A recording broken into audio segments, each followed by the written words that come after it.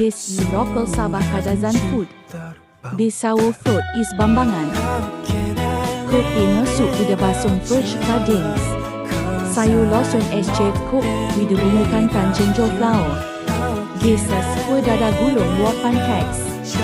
The coconut filling inside this pancake is filled with the palm sugar. And the highlight is the new chopped mixed sticky mix. Cook 4 hours using wok fat.